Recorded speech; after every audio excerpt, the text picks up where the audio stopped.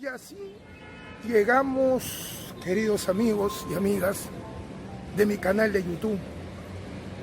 Primero, antes de continuar, les doy las gracias, la bienvenida a este nuevo documental muy interesante que vamos a ver a continuación. Agradecerles enormemente porque ya somos más, estamos llegando, más de 1.200 suscriptores. Realmente un agradecimiento total a todos ustedes por la acogida, por el apoyo, porque el canal se debe mucho a ustedes.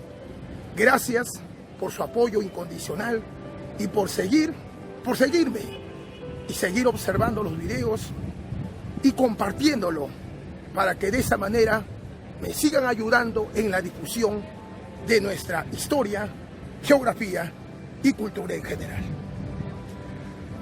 Dicho ello, ahora nos vamos a ver ese documental importante que lo voy a dividir en 3 partes y lo estoy publicando, como pueden percatarse, prácticamente en plena Semana Santa.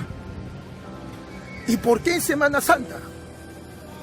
Porque hay un tema que siempre ha estado en mi mente y siempre ha sido mi objetivo, mi finalidad, desarrollarlo, debatirlo, conocerlo, analizarlo y difundirlo como debe de ser.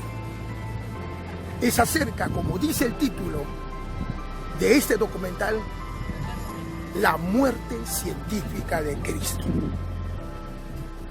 Mucho se ha tejido, muchas versiones, muchas ideas se han tejido acerca de la muerte de Cristo.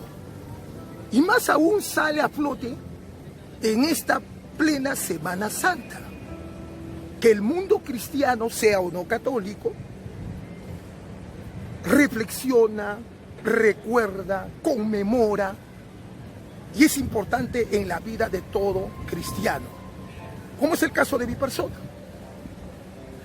Así que desde años atrás, siempre ha estado en mi mente conocer la verdad, científicamente hablando, a través de la anatomía humana, la biología, la misma medicina, de cuál fue la verdadera razón de la muerte durante la pasión de nuestro Señor Jesucristo.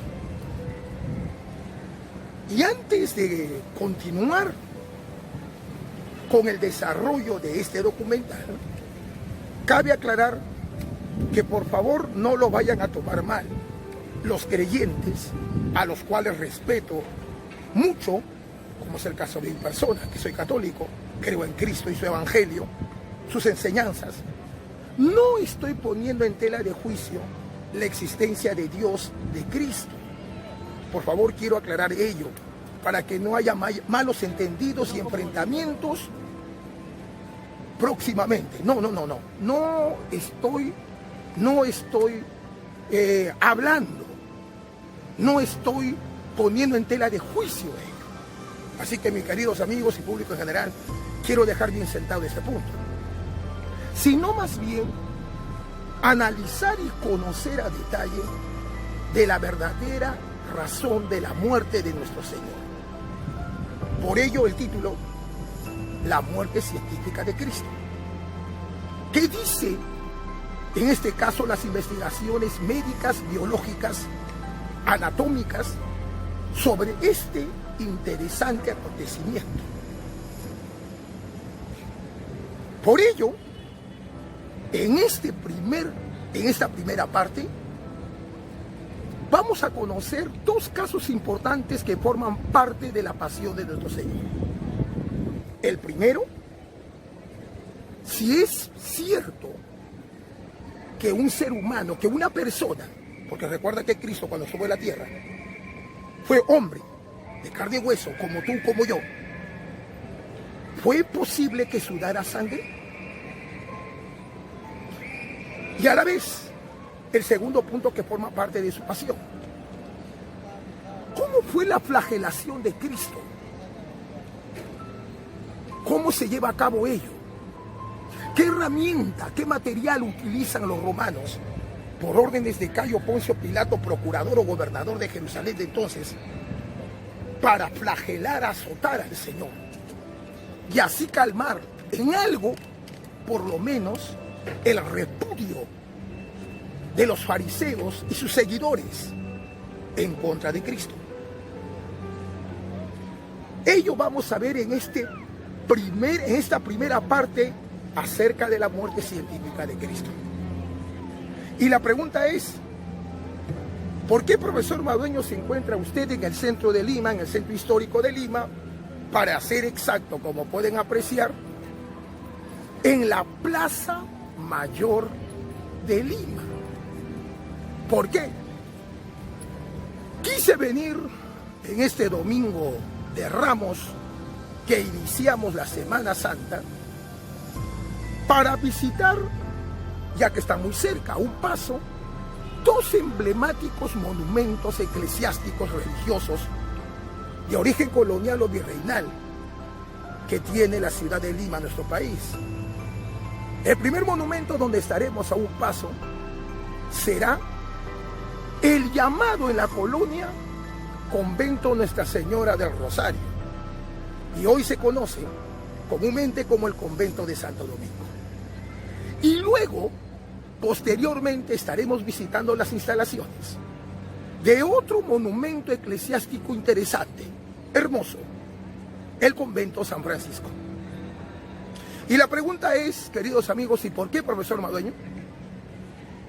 Como estamos en plena conmemoración de la Semana Santa, he visto necesariamente estar presente en estos dos ambientes, y en especial sus iglesias y el interior, para poder apreciar con el respeto que se merecen y analizar a detalle las imágenes, estatuas, óleos o pinturas acerca de la pasión de Cristo, esas 18 horas de padecimiento que tuvo antes de ser muerto en la cruz.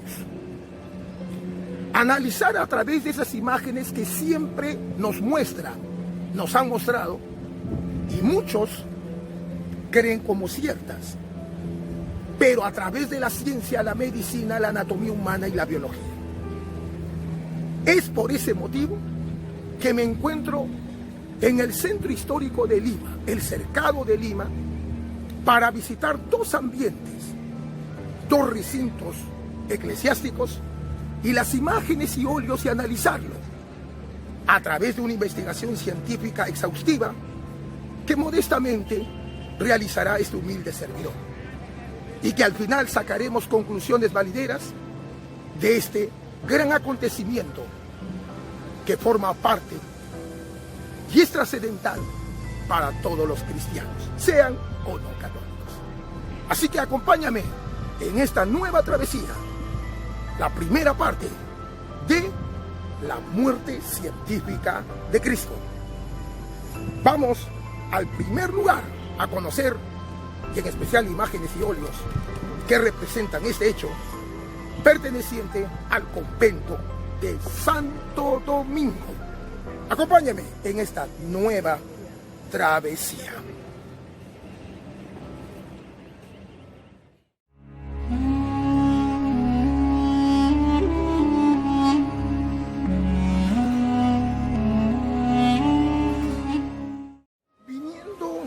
De la Plaza Mayor o Plaza de Armas de Lima, hemos estado hace pocos minutos atrás, por este famoso jirón conocido como el Jirón Conde de Superunda, nos vamos a dirigir hacia, como pueden apreciar, a mi espalda, el convento antes llamado en la colonia o el virreinato Nuestra Señora del Rosario, hoy Convento de Santo Domingo, que se ubica entre el Jirón Conde de Superunda, donde nos ubicamos en estos momentos, y la primera cuadra del Jirón Camaná.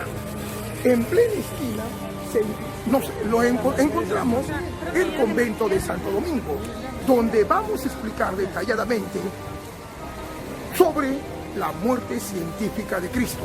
En esta Semana Santa, el mundo cristiano recuerda, reflexiona la pasión, vida, pasión, muerte y resurrección de nuestro Señor Jesucristo. Acompáñame con dirección al convento de Santo Domingo, que será una travesía extraordinaria. Y así pues, queridos amigos, luego de haber estado en un primer momento en la Plaza de Armas o Plaza Mayor de Lima, acá muy cerca, a continuación haber visitado dos lugares históricos importantísimos que circundan a la Plaza Mayor o Plaza de Armas, como es el pasaje Olaya y hace poco el pasaje Santa Rosa con el monumento en honor al último curaca de Lima, Taurichusco el Viejo. Ahora, viniendo del pasaje Santa Rosa, nos encontramos en el Jirón Camaná, prácticamente su segunda cuadra. Y entre el Jirón Camaná, como pueden apreciar ustedes en el centro histórico de Lima, cercado de Lima, y a ese lado, el Jirón Conde de Superunda, tenemos en plena esquina el conocido convento Nuestra Señora del Rosario, que está a mi espalda, conocido de esa manera originalmente desde la colonia o el virreinato y hoy comúnmente llamado Convento de Santo Domingo. Es así que hemos llegado al Convento de Santo Domingo, nuestra primera estadía, para poder aclarar, conocer a detalle, paso a paso, analíticamente, acerca de la muerte científica de Cristo en esta Semana Santa. Y la pregunta es, ¿por qué estamos visitando el convento de Santo Domingo y luego estaremos arribando a otro de los grandes conventos que tiene la ciudad de Lima, de origen virreinal o colonial, que próximamente estaremos? Será el convento San Francisco. Pero la pregunta es, primero, ¿por qué nos encontramos en Santo Domingo y luego San Francisco? Con la finalidad de conocer sus instalaciones, en especial la parte externa y más aún interna de la iglesia, y las imágenes y óleos que representan a Cristo en su pasión. Y a través de esas imágenes tangibles poder analizar y conocer de esa forma, queridos amigos, si científicamente, biológicamente, anatómicamente, médicamente, es exacto la pasión que atravesó Cristo esas 18 horas después de su estadía en el huerto de los Olivos o Getsemaní, hasta su muerte en el Gólgota crucificado. Para poder entenderlo mejor a través de imágenes factibles como óleos o pinturas, esculturas, entre otros, por eso estamos visitando dos emblemáticas iglesias de dos órdenes religiosas importantes. Primero Santo Domingo, que vamos a ingresar a él en algunos minutos después, y luego San Francisco, para conocerlo mejor acerca de la vida, pasión, muerte y resurrección de nuestro Señor Jesucristo en esta Semana Santa. Acompáñenme pues a visitar el convento de Santo Domingo y la iglesia, las imágenes y óleos que ésta guarda para poderlo entender mejor la pasión de nuestro Señor. Así que sigamos con la travesía.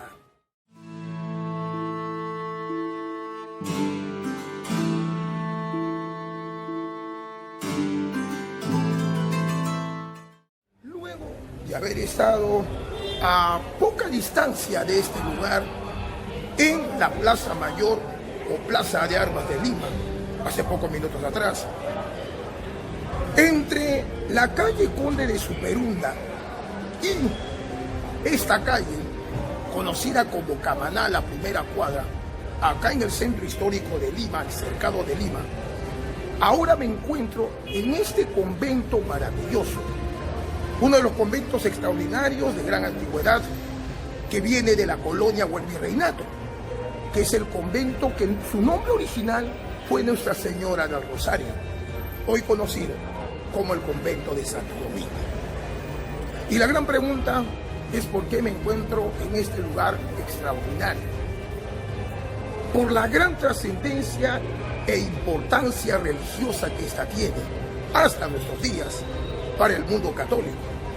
Y más aún, porque hoy domingo, este domingo, es importantísimo porque celebramos el Domingo de Ramos.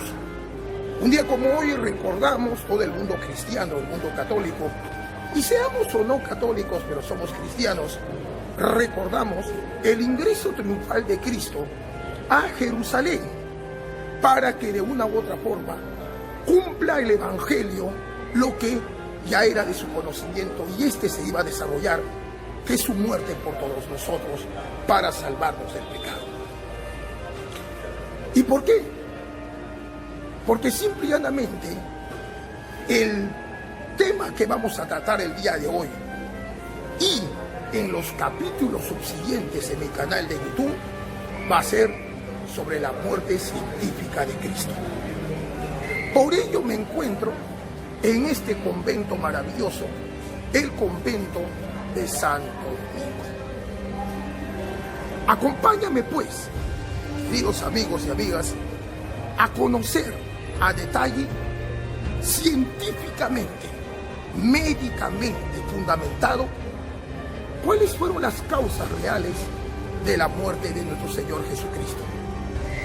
De su muerte y resurrección han transcurrido a la fecha 2020 años.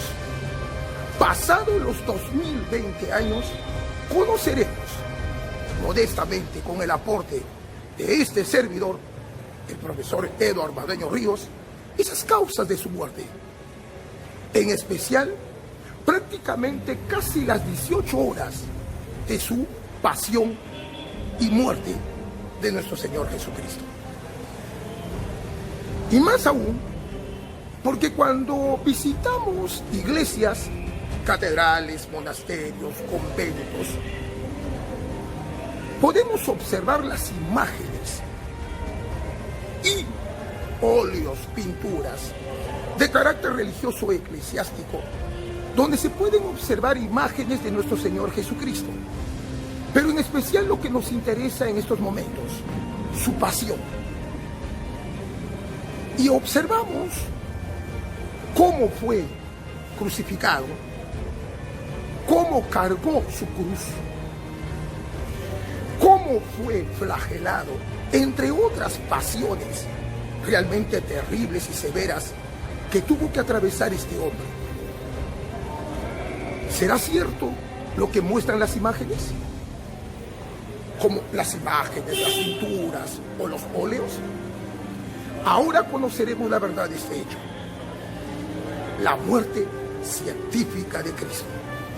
Acompáñame pues a recorrer este fascinante acontecimiento y a despejar dudas y tener una idea más clara y precisa sobre la muerte de nuestro Señor y su sacrificio por todos nosotros, sus hijos.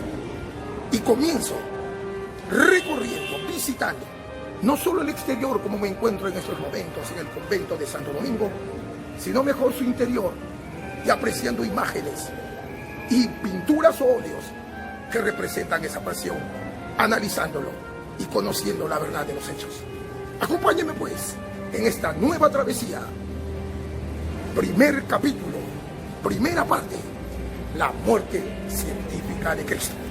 Acompáñenme en esta nueva travesía.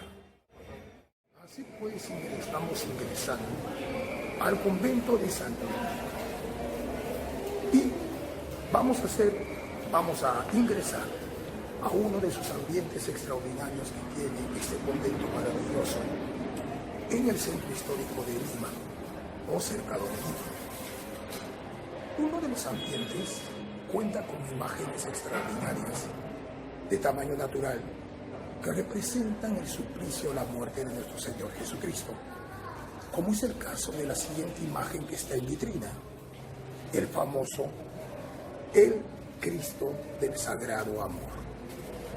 Como pueden apreciar, tenemos la famosa corona de espinas con la cual se ciñó la cabeza de nuestro Señor Jesucristo. Y observamos la imagen que representa a Jesús, al Mesías, que demuestran la tortura que atravesó en su pasión. Como pueden apreciar, la rodilla completamente maltrecha debido a las caídas que tuvo durante su vía crucis, su mano completamente maltratada debido a que atravesó el clavo durante la crucifixión. Y como podemos apreciar el costado, la herida la herida del costado, por donde la lanza del soldado romano llamado Longinus atravesó, llegando hasta el corazón, como dice la Biblia, emanando de él únicamente sangre mezclado con agua, lo poco que quedaba del suplicio que atravesó nuestro Señor. Ahí podemos apreciar la imagen del Cristo del Sagrado Amor, aquí en uno de los ambientes del convento de Santo Domingo. En uno de los ambientes en el interior del convento de Santo Domingo podemos encontrar esta capilla interesante, este altar en el centro del cual está la imagen de nuestro Señor Jesucristo sentado. Es la imagen del Cristo del Señor de la Justicia. Pero al costado de él podemos apreciar al Señor Jesucristo semidesnudo, únicamente con su taparrabo, manietado, sujetado a un pilar, como pueden apreciar, un pilar de mediana estatura, de poca altura, en el cual, según las Sagradas Escrituras, fue flagelado nuestro Señor Jesucristo. Ahí podemos apreciar otro de las torturas, otro de los aspectos terribles que padeció durante su pasión, la pasión de nuestro Señor, que es la flagelación, completamente destrozado su cuerpo, tanto la parte delantera como trasera. Y aquí podemos notarlo en esta imagen que forma parte del altar del Señor, el Cristo Señor de la Justicia, en el interior del convento de Santo Domingo. Continuando en el interior del convento de Santo Domingo, en la iglesia de Santo Domingo, y a mi espalda se encuentra la imagen natural, tamaño natural del Cristo crucificado. En este primer capítulo, en esta primera parte de la muerte científica de Cristo, vamos a conocer dos aspectos importantes, científicamente hablando, biológicamente y médicamente. Dos momentos interesantes que forman parte de la pasión de nuestro Señor. La primera, ¿cómo fue el caso? Y la Biblia, y para ser exacto, el discípulo de Cristo que era médico llamado Lucas, así lo manifiesta en su evangelio. ¿Realmente Cristo sudó sangre? ¿Es posible que una persona pueda sudar sangre? Y a la vez, ¿cómo se produjo su flagelación? Ordenado por Casio Poncio Pilato, procurador de Jerusalén de entonces. Acompáñame en esta primera parte acerca de la muerte científica de Cristo, conociendo estos dos grandes enigmas de su pasión científicamente aclarado. Sigamos pues con este gran documental.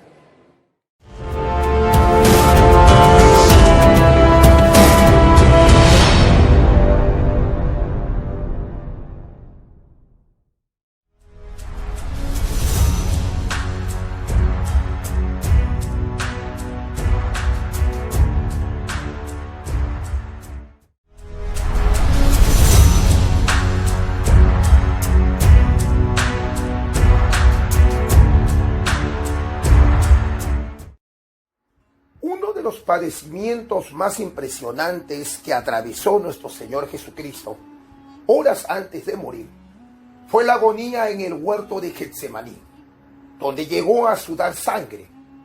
El único evangelista que lo cuenta es San Lucas. Según su relato, mientras Jesús rezaba a solas en el huerto, lleno de angustia, su sudor se hizo como gotas espesas de sangre. Lucas capítulo 22, versículo 44. Aunque se trata de un hecho científicamente conocido y perfectamente explicado, hoy los exégetas dudan de su historicidad y se preguntan, ¿en verdad Jesús sudó sangre? Hay dos dificultades para su aceptación. La primera, ¿quién vio a Jesús sudar sangre aquella noche en el huerto de Getsemaní? Jesús se hallaba rezando solo y sus discípulos estaban lejos y además dormidos. Lucas capítulo 22, versículo 41 al 45. ¿Qué testigo ocular presenció las espesas gotas de sangre que brotaban de su cuerpo y caían en tierra? La segunda, el texto afirma que su sudor era como gotas de sangre, pero no dice que haya sudado sangre. El cómo expresa aquí una simple comparación, una manera figurada de hablar. Pero dejando de lado esas observaciones, la principal dificultad para aceptar la historicidad de este suceso está en que los dos versículos que lo cuentan, es decir, Lucas capítulo 22, versículo 43 y 44, no aparecen en el manuscrito más antiguos del Evangelio de Lucas, llamados Papiro 69 y Papiro 75. Tampoco aparecen en los códices bíblicos antiguos más importantes, como el Códice Vaticano del año 350, el Códice Seniático también sobre el año 350 y el Códice Alejandrino del año 400. Además, otros manuscritos antiguos del Nuevo Testamento traen el sudor de sangre de Jesús, pero dentro del Evangelio de Mateo. Estamos hablando Mateo, capítulo 26, versículo 39, y no en el de Lucas. Varios escritores de los primeros siglos, como Clemente de Alejandría, Tertuliano, Orígenes, Atanasio y Ambrosio, cuando estudian los detalles de la agonía de Jesús en el Evangelio de Lucas, parecen desconocer el sudor de sangre, como si no figurara en sus Biblias. Vemos, pues, que estos dos versículos de Lucas, el del ángel que conforta a Jesús y el sudor de sangre, forman un pequeño bloque errático, es decir, un breve relato con una información que en los primeros siglos de la era cristiana no termina de ser aceptado unánimemente por la tradición. Por alguna extraña razón, unos manuscritos lo incluyen y otros no. Unos códices lo admiten y otros no. Unos escritores lo aceptan y otros no. Los exégetas han elaborado una hipótesis que, de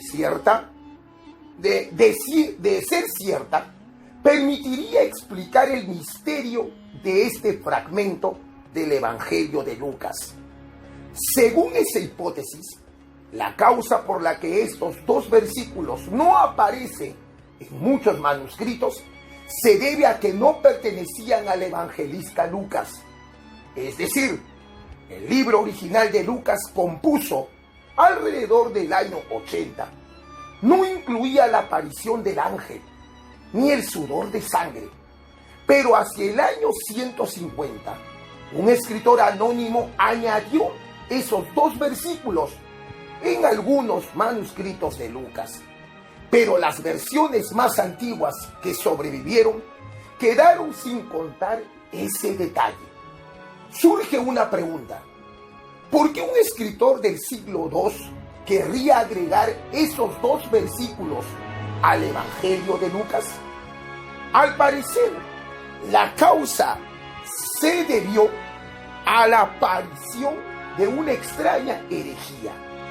A comienzos del siglo II surgió entre los primeros cristianos una corriente extraña de pensamiento llamada docetismo, del verbo latino doceo, que significa parecer o aparentar, que negaba la humanidad de Jesús. Los docetistas sostenían que, como Jesús era Dios, no podía tener verdadero cuerpo humano. Los docetistas negaban la posibilidad de que Jesús hubiera sufrido cualquier tipo de dolor físico durante su vida. En medio de esta polémica, hacia el año 150, un escritor anónimo que probablemente se encontraba haciendo una copia del Evangelio de Lucas, decidió agregar aquellos 2 versículos del sudor de sangre para reafirmar la doctrina oficial de la Iglesia sobre la humanidad de Jesús. Pero lo que narraban estos 2 versículos añadidos no habían sido inventados de la nada por el escriba que los compuso. Existía una antigua tradición que narraba cómo, durante las horas previas a su muerte, Jesús había experimentado angustia y aflicción. Esa tradición se encuentra hoy en la carta a los Hebreos, donde se dice que en esos momentos Jesús rogó a Dios y le suplicó con fuertes gritos y llorando que lo librara de la muerte. Hebreos capítulo 5, versículo 7. Vemos, pues, cómo las evidencias externas, es decir, la existencia de antiguos manuscritos de Lucas sin el sudor de sangre, revelan que esos 2 versículos no pertenecían a Lucas y que fueron añadidos más tarde por un escriba anónimo. Esos 2 versículos tienen un estilo y una forma de escritura que no son de Lucas. El análisis del vocabulario usado en el relato del sudor de sangre confirma esta hipótesis.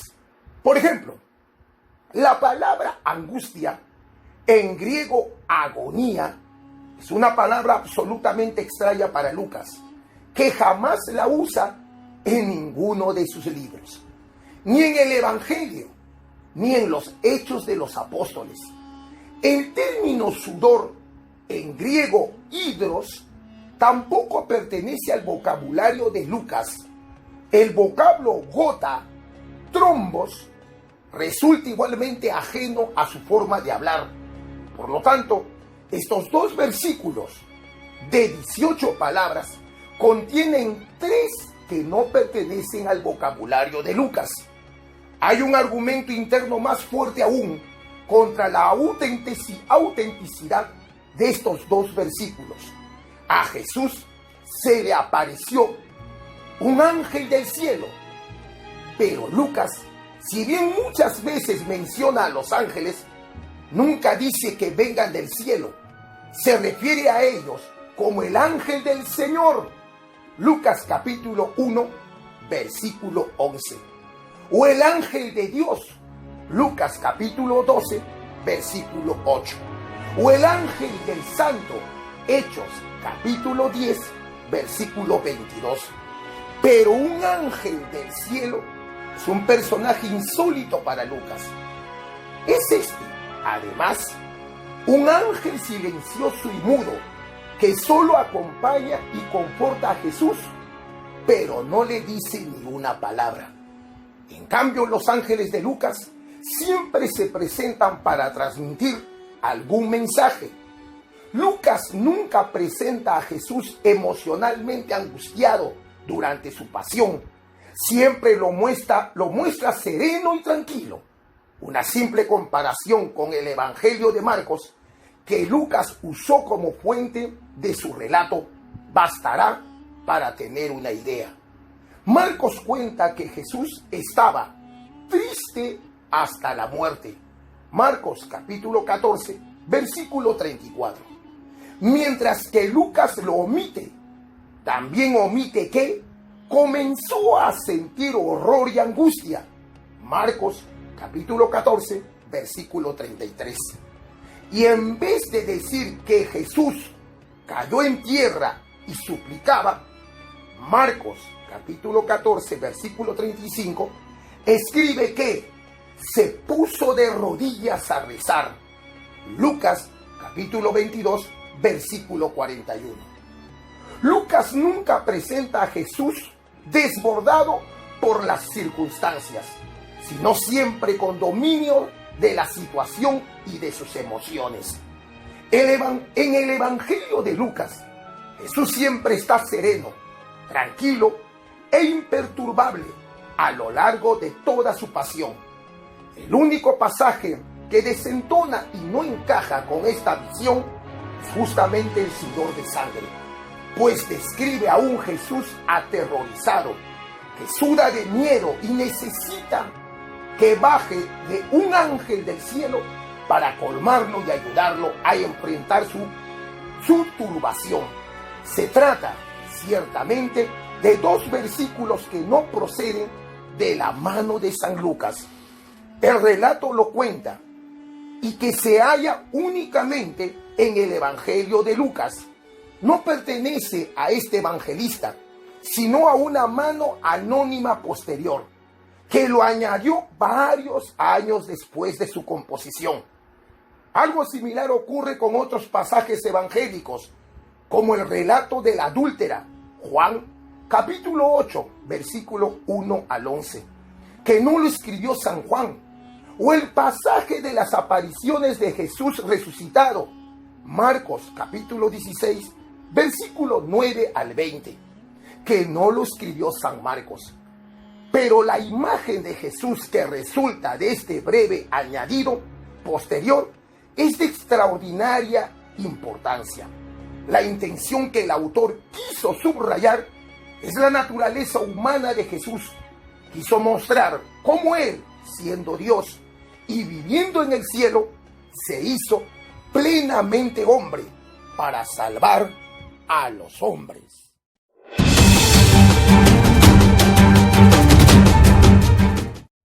Luego de haber conocido los sucesos de la supuesta sudoración de sangre que atravesó nuestro Señor Jesucristo horas antes de morir en el famoso huerto de Getsemaní, o también conocido como el huerto de los olivos, la pregunta que nos hacemos ahora, queridos amigos y amigas, es que si una persona, un ser humano, puede sudar sangre. La misma consulta se le hizo a los médicos y la respuesta fue muy sencilla. Si es posible que un ser humano, que una persona, pueda sudar sangre. A esta anomalía, a esta enfermedad, los médicos lo conocen como la hematidrosis, llamado también hematohidrosis o hemidrosis, o sudor de sangre, del griego aima o aimatos, que significa sangre, e hidros, que significa agua. Es una condición muy rara en que un ser humano suda sangre. La pregunta es ahora, ¿cuáles son los signos y síntomas de la hematidrosis o hematohidrosis? Fíjense ustedes, queridos amigos, la sangre resuma normalmente de la frente, uña, ombligo y otras superficies de la piel. Además, son comunes pérdidas de las superficies mucosas que originan hemorragias nasales, lágrimas con sangre y menstruación subsidiaria. Los episodios suelen estar precedidos por intensos dolores de cabeza y dolor abdominal, y normalmente son autolimitantes. En algunos casos, el fluido secretado es más diluido y parece estar matizado con sangre, mientras que en otros pueden tener secreciones rojo brillante más oscuras que parecen sangre. La pregunta es ahora, ¿cuáles son las investigaciones que se han hecho acerca de la hematidrosis o hematohidrosis? Las investigaciones tales como el conteo de plaquetas, test de agregación de plaquetas, perfil de coagulación y biopsia de la piel no revelan anormalidades. Y la microscopia óptica de los fluidos no demuestra la presencia anormal de células sanguíneas rojas. Las investigaciones también fracasan en mostrar vasculitis o anexos cutáneos anormales. Por ejemplo, glándulas sudoríparas, glándulas sebáceas y folículos pilosos. ¿Cuál es el tratamiento de la hematidrosis o hematoidrosis? Y algunos también lo conocen como hemidrosis. Miren ustedes, queridos amigos, la afección es muy rara, pero hay informes en la bibliografía médica del exitoso tratamiento con beta bloqueadores, propranolol 10 miligramos, con una reducción significativa en la frecuencia de exudación de sangre espontánea. La utilización con éxito de beta bloqueantes apoya la teoría de que la afección está inducida por el estrés y la ansiedad, pero su etiología no ha demostrado aún cómo la alta prevalencia del estrés y la ansiedad de la época moderna no cambiaron la incidencia de esta extremadamente rara enfermedad, lo que sugiere que otras anormalidades colaterales también pueden jugar un papel clave en esta enfermedad. Parches transdérmicos de sulfato de atropina también han sido usados con éxito. Ahora, la pregunta que nos hacemos es: ¿cuál es la causa o cuáles son las causas que provoca la hematidrosis, hematoidrosis o hemidrosis? Podemos señalar como la causa real de este fenómeno realmente no es tan segura. Algunos científicos especulan que pasa cuando una persona está bajo tensión o estrés extremo. Al congestionarse los vasos sanguíneos cerca a las glándulas sudoríparas a causa del estrés, tiene escapes combinándose con el sudor.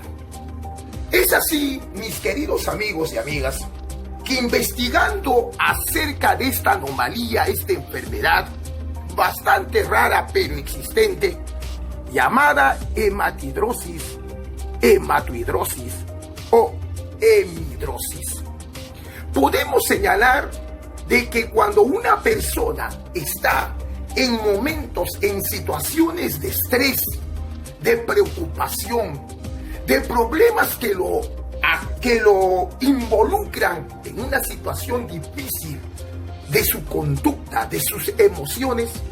Por ejemplo, aquellos prisioneros que han sido condenados a muerte y les queda poco tiempo para ser ejecutados.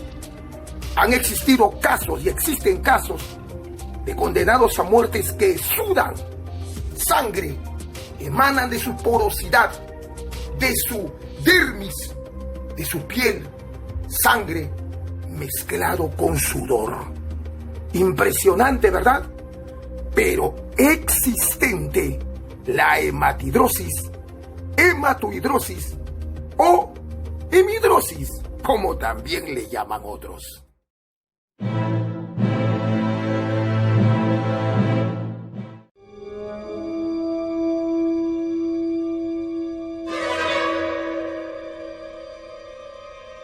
Es jueves por la noche, y luego de la Santa Cena Pascual, Jesús está orando en el huerto de Getsemaní.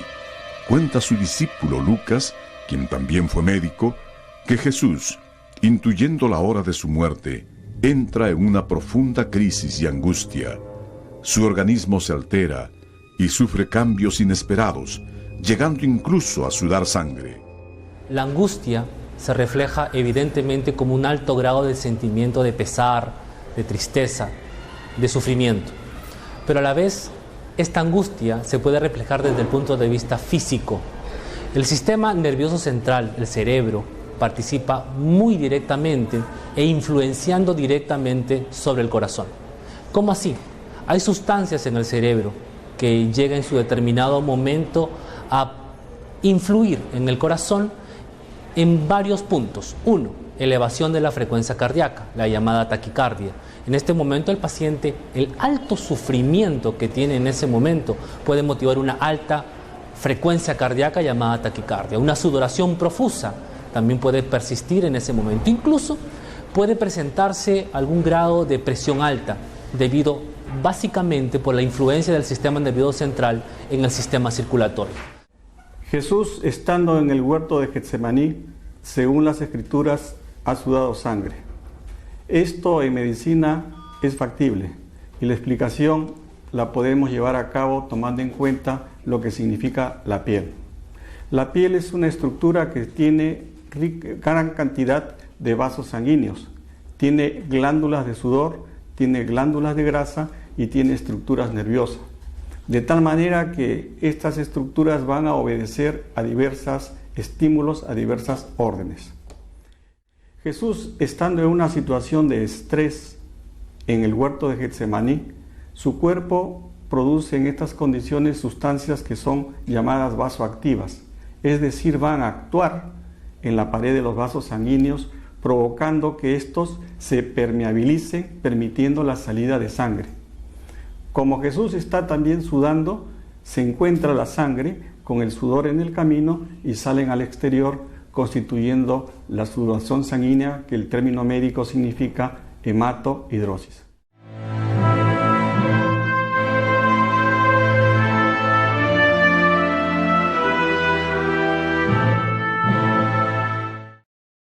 La flagelación en sí no fue un castigo exclusivo para Jesús.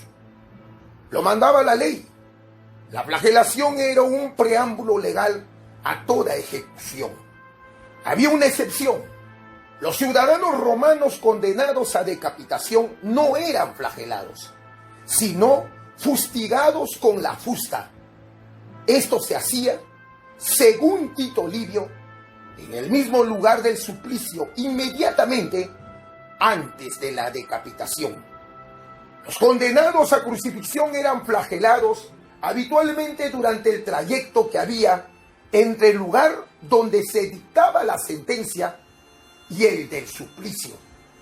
Muy raro, como en el caso de Jesús, que se llevara a cabo en las dependencias del tribunal. Esto solo se hacía en los casos en que la flagelación era sustitutiva de la pena capital.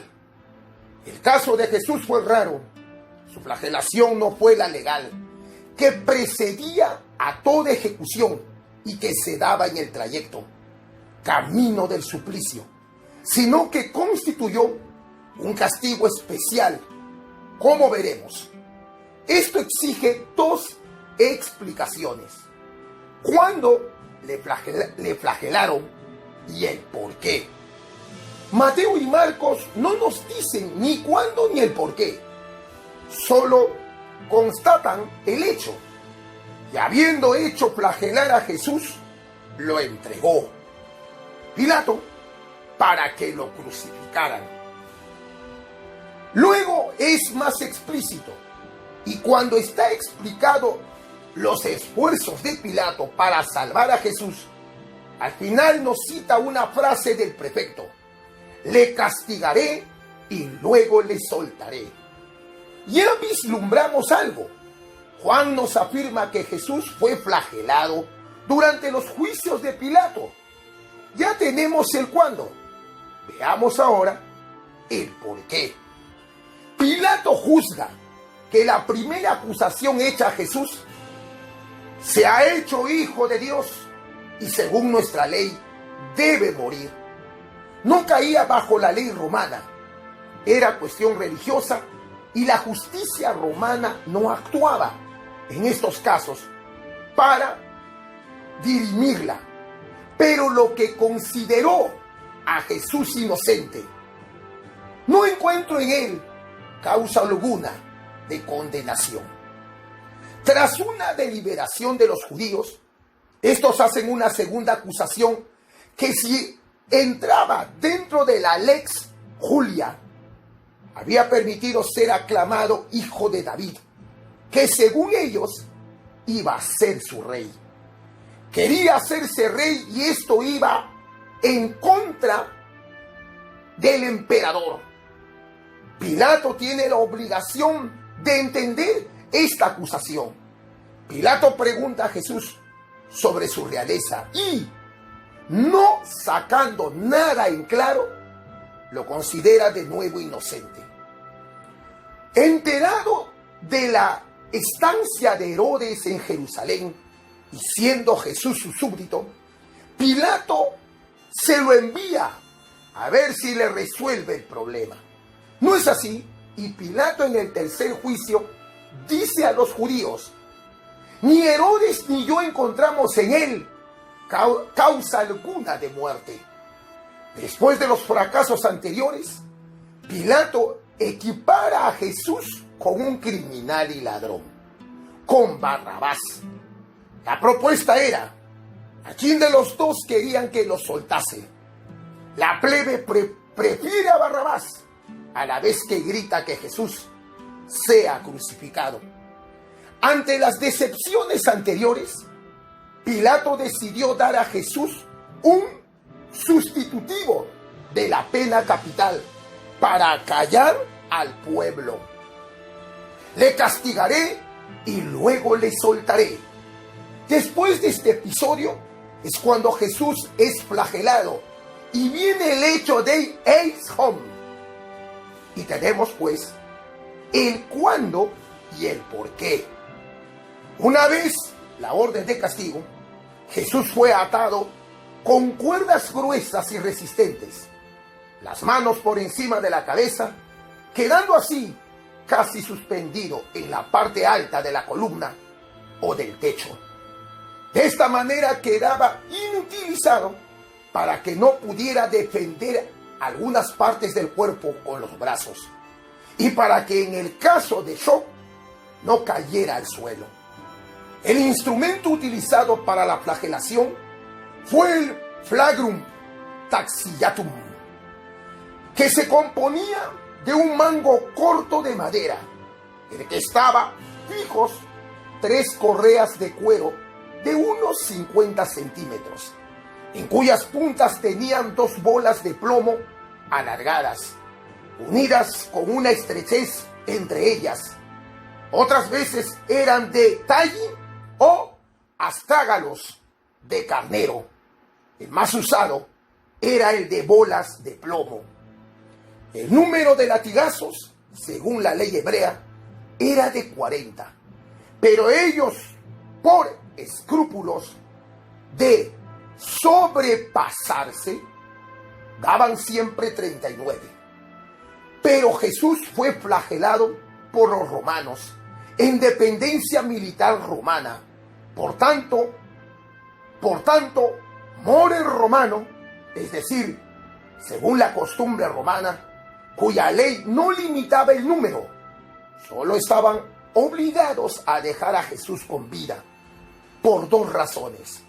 Una, para poder mostrarle al público, para que éste se compadeciera, era la intención de Pilato. Y la otra, para que en caso de condena de muerte, llegara vivo al lugar de suplicio y crucificarlo. Vivo era la ley. Cuando los clásicos latinos no hablan de esta flagelación more romano, nos dicen que el reo quedaba irreconocible en su aspecto y sangrando por todo el cuerpo. Así quedó Jesús. Por eso, a la pregunta, ¿cuántos latigazos dieron a Jesús? La respuesta es: hasta que le dejaron irreconocible, hasta que se cansaron. La ley romana no limitaba el número. Todas las partes del cuerpo de Jesús fueron objeto de latigazos. Eso sí, respetaron la cabeza y la parte del corazón, porque hubiera podido morir, como les había sucedido con otros. Y en este caso, tenían una consigna: no matarlo. Así lo había mandado Pilato. Le castigaré y luego le soltaré. Las correas de cuero del flagrum taxillatum cortaron en mayor o menor grado la piel de Jesús en todo su cuerpo, en la espalda, el tórax, los brazos, el vientre, los muslos, las piernas. Las bolas de plomo caídas con fuerza sobre el cuerpo de Jesús hicieron toda clase de heridas, contusiones, irritaciones cutáneas, escoriaciones, equimosis y llagas. Además, los golpes fuertes y repetidos sobre la espalda y el tórax provocaron, sin duda, lesiones pleurales e incluso pericarditis, como demostraremos en otra ocasión, con consecuencias muy graves para la respiración, la marcha del corazón y el dolor. Pero sí, en la parte externa, Jesús quedó irreconocible por las heridas y por la sangre.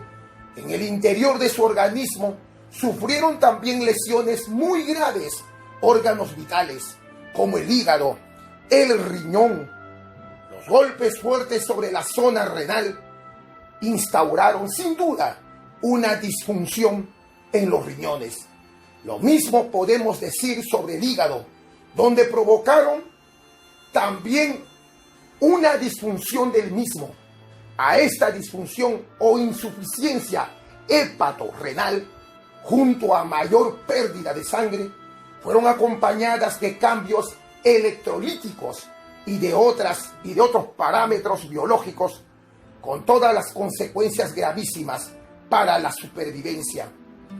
La disminución de la volemia por la nueva y abundante pérdida de sangre aumentaron más gravemente la disnea o dificultad respiratoria, comenzada en Getsemaní. Esta disnea se aumentó todavía más, si cabía, por los golpes en la espalda y en el pecho que afectaron a órganos respiratorios y que además la hicieron dolorosa.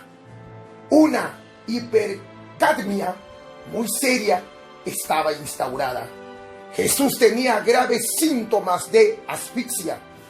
La hipotensión arterial comenzaba en Getsemaní y aumentada con la desnutrición y la nueva pérdida de líquido corporal y de sangre. Le dejaron materialmente sin fuerza. Jesús no se tenía. Sin duda cayó al desatarle las cuerdas sobre el charco de sangre que había salido de su cuerpo. No olvidemos que todo esto recayó sobre una dermis y epidermis sumamente sensible al dolor después de la hematidrosis o hematohidrosis. En las circunstancias de Jesús es imposible explicar médicamente el dolor que sentiría cada vez que recibía un correazo con las bolas de plomo. Podríamos decir que en estos momentos Jesús era solo dolor.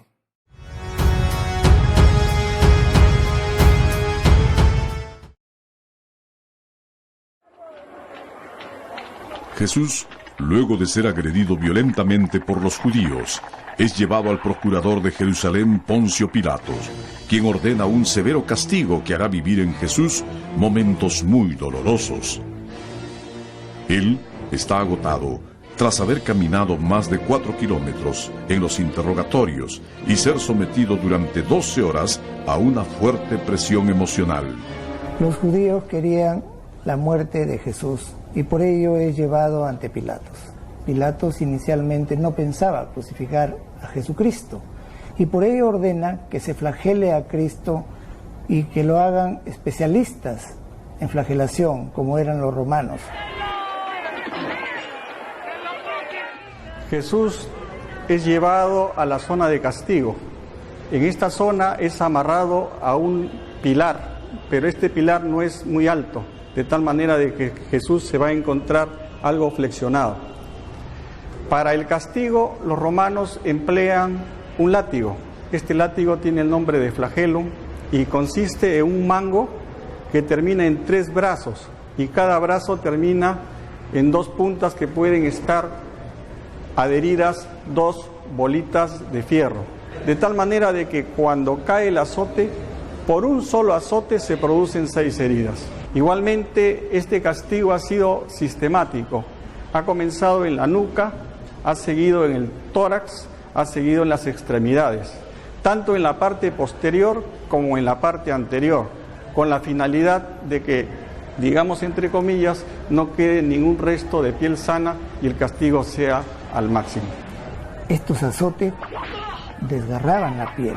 Era un látigo especial, de los peores que describe la historia, de los más dramáticos que describe la historia. Cortaban la piel decididamente. Se dice, por ejemplo, que después de esta flagelación, en algunos sujetos se ha demostrado que quedaban expuestos los huesos de las costillas, pues la piel quedaba cortada, múltiples heridas abiertas en torso, en abdomen y en piernas. Esto se constituye en un trauma mayor en Jesucristo. Nosotros hablamos en este caso de heridas contusas, cortantes. Contusa significa que ha habido un golpe, y este golpe ha caído sobre la carne, digamos así, y esta carne en el cuerpo está sobre una superficie ósea, de tal manera de que es como si nosotros agarráramos en la cocina un mazo y golpeáramos una carne encima de un batán. Se produce un estallamiento de la carne. Con este tipo de flagelación, Jesús perdió mucha sangre, porque habían heridas en todo el cuerpo, la piel tiene muchos vasos sanguíneos debajo de la misma, así que pequeñas heridas, ustedes habrán notado, hace que uno pierda gran cantidad de sangre. Esto se autolimita, es cierto, cuando tenemos una pequeña herida, pero en el caso de Jesucristo tuvo múltiples. Cuando revisamos la sábana de Turín o Sindone, hallamos que se encuentran en este documento de la Iglesia más de 200 heridas, lo cual quiere decir que a Cristo le dieron más de 40 latigazos de aquella época, porque los judíos no podían dar más allá de 39 flagelos. En cambio, los romanos podían dar más allá de 40 latigazos, como fue lo que recibió Jesucristo, constituyéndose, como ya dije anteriormente, en un trauma mayor. ¿Cuál va a ser la consecuencia de este castigo? Primero, físicamente es el dolor intenso, porque estamos hablando de más de 240 heridas. Cristo entonces estuvo lindando cuando recibía los azotes y los castigos en dolor 10, lo máximo que se podía producir de dolor flagelando a la persona. Igualmente hay salida de sangre, hay pérdida de fluidos. Esto deshidrata al paciente, igualmente produce un estado de anemia. Lo de la piel, lo de los huesos es lo que el público veía o lo que están alrededor. Pero nosotros los médicos sabemos que la intensidad del golpe también se transmite a órganos nobles, como pulmones, como corazón, como hígado, como riñones, para mencionar algunos de los órganos. Estos nosotros le llamamos órganos nobles porque están desarrollando actividades que hacen que nosotros estemos viviendo minuto a minuto.